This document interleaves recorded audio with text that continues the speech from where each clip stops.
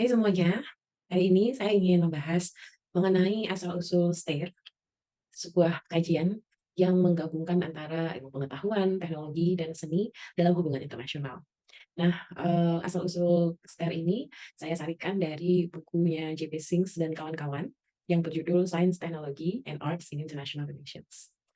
Nah, kalau boleh dibilang begitu, perkembangan STAIR ini adalah hasil dari 3 sejarah intelektual yang saling bersinggungan dengan peristiwa-peristiwa atau fenomena-fenomena politik internasional saat ini.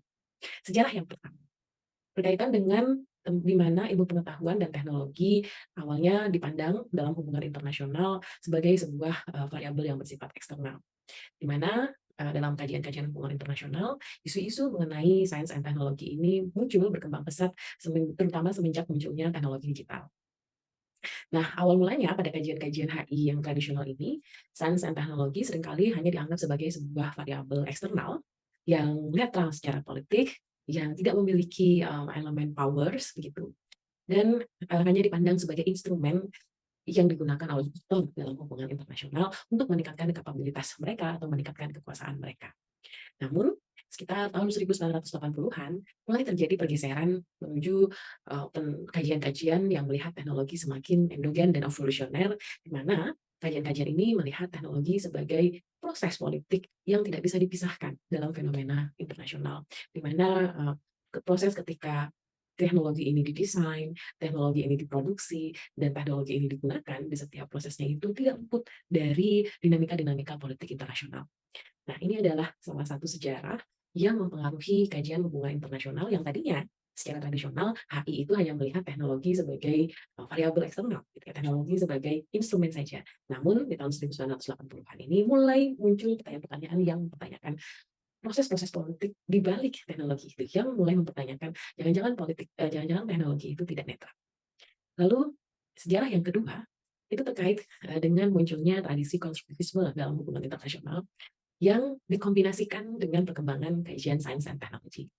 Di mana para sarjana konstruktivis ini, seperti misalnya contohnya Fenimore, berusaha menjelajahi, atau menelusuri bagaimana negara-negara itu bersinggungan gitu ya, ke dalam norma-norma yang dibangun oleh ilmu pengetahuan dan teknologi melalui proses tata kelola global. Nah, penelitian ini mengungkapkan bagaimana norma dan kecerdasan sosial itu membentuk, adopsi dan makna terhadap teknologi. Di mana sarjana konstruktivis ini melihat bahwa proses inovasi teknologi itu sebenarnya tidak bisa lepas dari norma-norma dan juga praktik-praktik sosial yang mengkonstruksi teknologinya. Selain itu, kajian-kajian konstruktivis ini secara kritis juga menyoroti bagaimana dalam proses-proses pembuatan teknologi, dalam proses-proses inovasi teknologi, ada pengulangan atau repetisi dari norma-norma yang bersifat penindasan, dan juga memberikan dampak yang buruk terhadap masyarakat. Dan ini adalah sejarah yang cukup kritis dari tradisi konstruktivis yang melihat the politics of technology. Dan yang ketiga, itu adalah sejarah intelektual yang terdapat di dalam STAIR itu sendiri, tentang munculnya tren gitu ya, pengakuan terhadap identitas budaya dan seni sebagai isu yang menarik dalam studi hubungan internasional. Seni budaya dan identitas ini semakin diakui sebagai elemen penting dalam memahami hubungan internasional. Pengakuan ini muncul dari pemahaman bahwa aspek budaya dan ekspresi artistik dapat membentuk interaksi diplomasi, dinamika kekuasaan, dan juga norma sosial. Integrasi seni dan identitas budaya ke dalam studi HI memperkaya pemahaman kita terhadap kekuatan kompleks yang berperan dalam urusan global.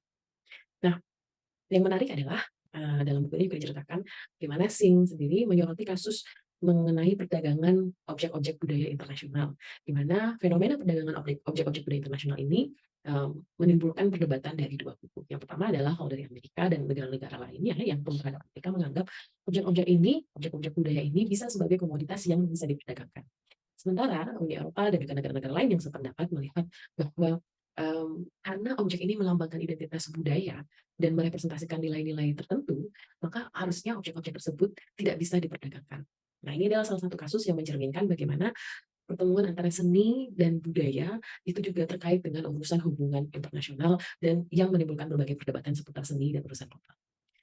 Lalu, eee, cerita yang menarik lainnya adalah selama dekade terakhir terjadi peningkatan yang signifikan dalam karya ilmiah yang meneliti peran seni dalam hubungan internasional. Misalnya contoh karya-karya dari Blaker ataupun Singh yang fokus pada penelitian mereka terkait perpaduan antara ilmu pengetahuan, teknologi, dan seni.